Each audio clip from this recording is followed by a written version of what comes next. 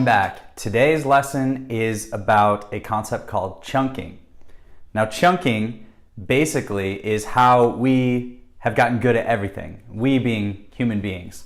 So we've developed this technology inside our brains called chunking, which allows us to take something that used to be a lot of pieces of information and condense it down into a little bit of information.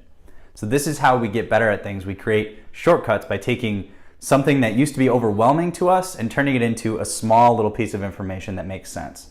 One of the most obvious examples of chunking that is used practically is with phone numbers.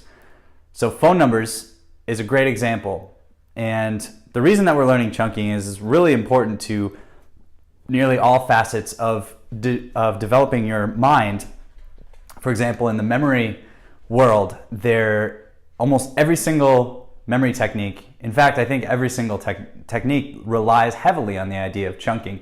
And for that matter, so does learning in general. Learning is basically taking something that you didn't know anything about, a big concept that's confusing and has a lot of pieces of information, and turn them into a small bit. So, a concrete example, chunking with phone numbers. Phone numbers are a really long string of numbers, and I guess that's 10 digits. So to be able to remember 10 random digits doesn't make sense. It would be really difficult for our brains to do. So what we've come up with was a system of chunking. So the first 3 digits we call the area code, and so we only have to remember those 3, and those 3 will apply to everybody in a certain area. And then the next 3, it's broken into another group of 3 and then a group of 4. So turning that big 10-digit combination of random numbers, which would be really difficult to remember, into 3 separate little chunks makes it so that all of a sudden something that would nearly be impossible for the human mind becomes very possible, becomes easy actually. So easy that system works for everybody all around the world. So that's an example of chunking.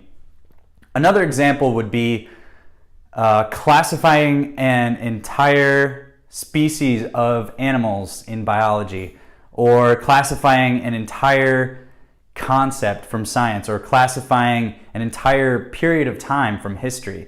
So instead of saying every single event that happened, or even all of the major events that happened in the between 1950 and 1990, someone might just refer to it as the Cold War era, right?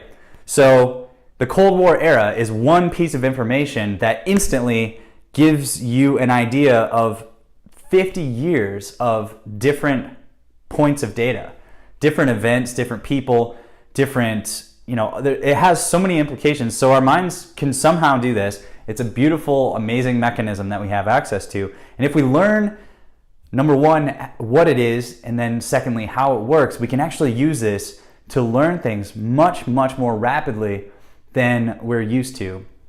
If you think of everything that you learn in terms of chunking and turning a bunch of information into a little piece. Another way to think about it is called shortcuts.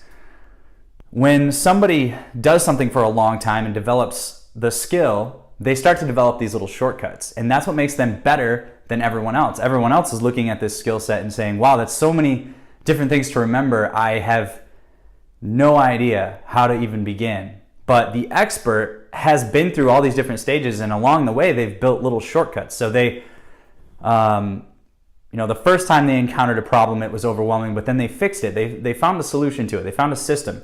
They found some sort of thing that works better than whatever they were trying as an amateur. So then they install that shortcut. And then from then on, they only use that shortcut. They don't have to reimagine. They don't have to reinvent the wheel, as they say. So shortcuts are used in skill building, and chunking is used in all learning. And it's a really important, powerful concept to learn, and it's going to be the basis for a lot of different learning strategies is chunking. And just know that that's your goal. When you're trying to learn something that you've never learned before, what you're really going after is to turn a bunch of random seeming information into cohesive little chunks, little pieces.